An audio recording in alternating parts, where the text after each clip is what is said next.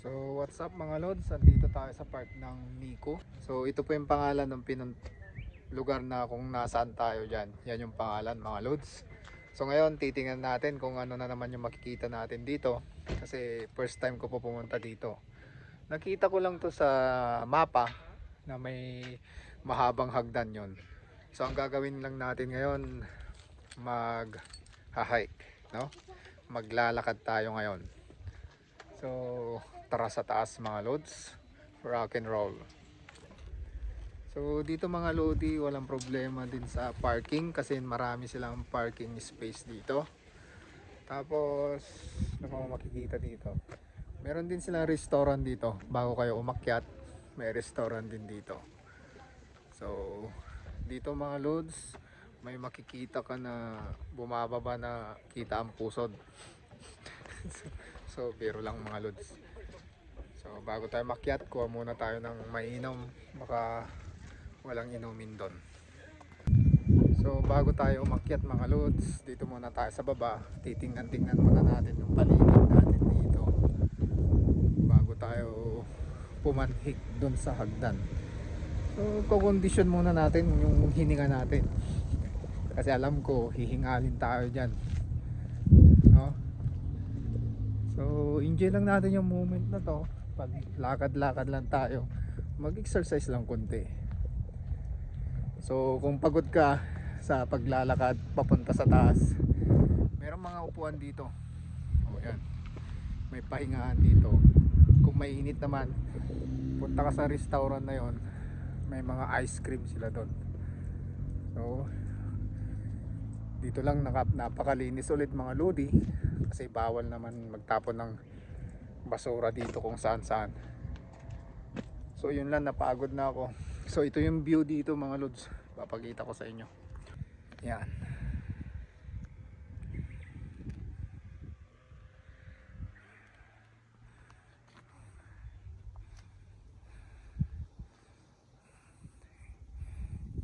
Yan yung aakyatin natin. So mga lodi, tara na, akyatin na natin to. So tara, let's, samahan nyo ako. Rock and roll na tayo. So dito muna tayo. Yan, ganyan yung view. Yung dalawang kids nandun.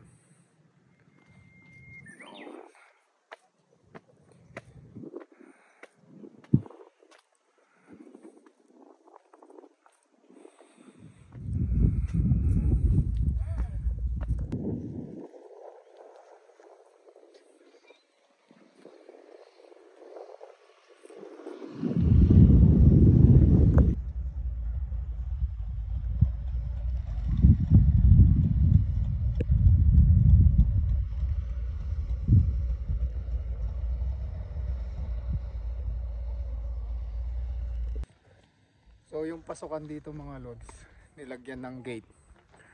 Yan o, para hindi makalabas yung mga hayop. Kasi may mga usa rin dito, usa.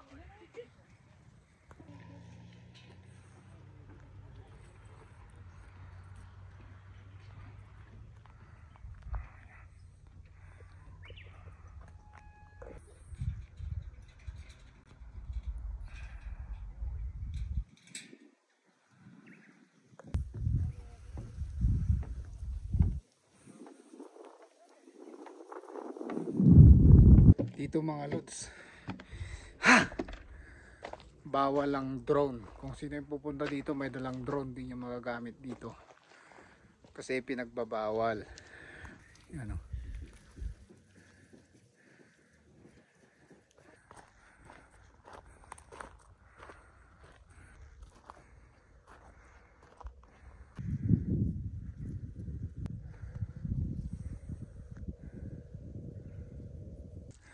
Mga lods, dito pala pag namulaklak na yung mga, siyempre namulaklak yung mga bulaklak, no?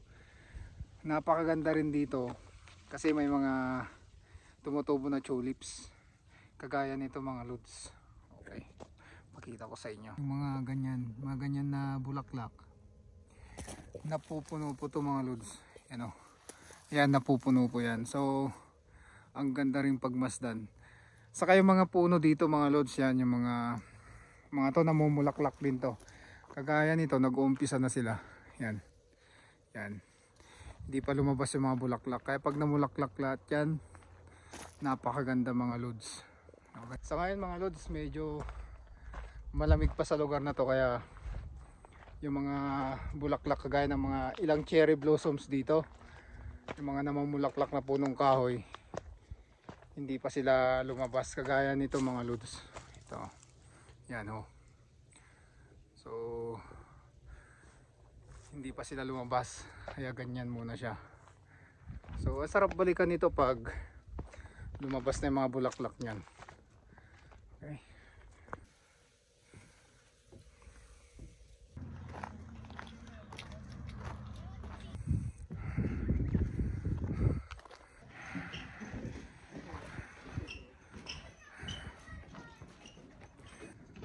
So mga lods, may waiting shed din dito. May pahingahan din dito. So yan.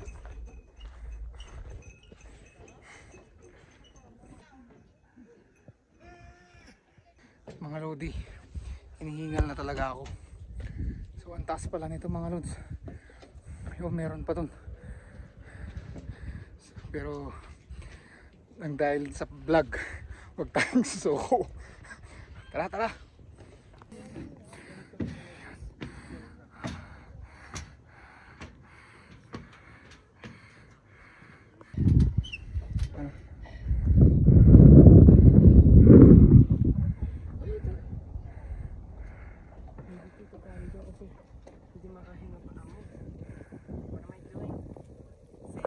Mga lodi, habang nakatambay ako dito,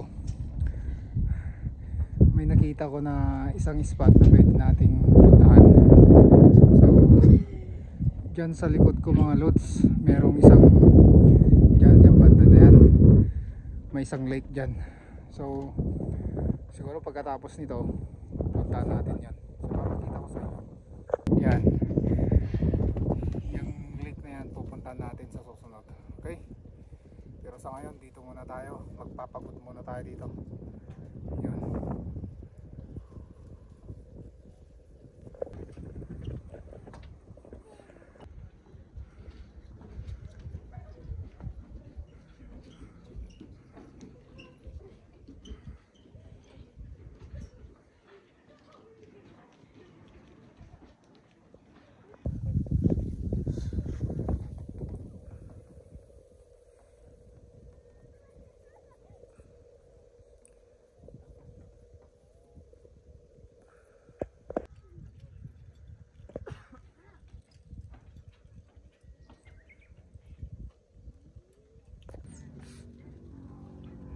So mga lods, nandito na tayo sa pinaka mataas na part ng hagdan. Pero hindi pa dito natatapos mga lods. Meron pa dun sa taas. You know, may tuloy-tuloy pa na pataas mga lods. Yan mga lodi. Okay. Yan. So kung gusto nyo pang tumaas, meron pa dito. Yan.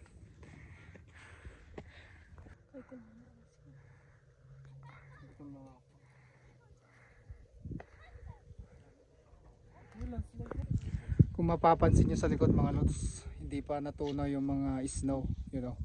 May mga snow pa sa mga bundok.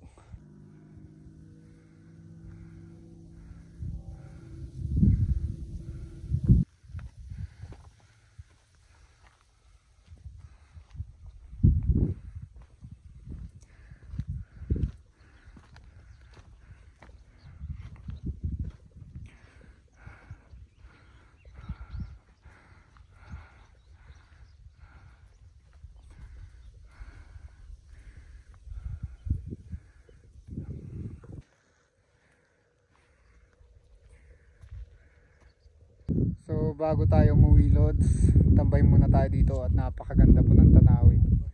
No, ang sarap tingnan. Ang sarap pagmasdan, no. Yan.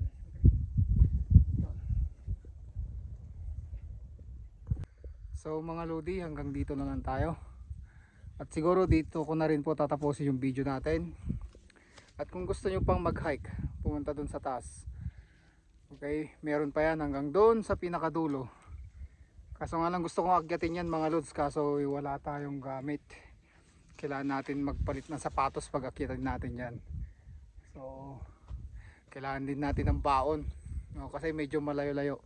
Siguro sa susunod pag nasa kondisyon na tayo, papasokin din natin yan mga lods. So maraming salamat po sa lahat na nanonood ng video natin. At sa lahat po ng sumusuporta, maraming salamat. Sa ngalan ng Hans Giro TV, ako po ang inyong Kuya Dan. So, rock and roll.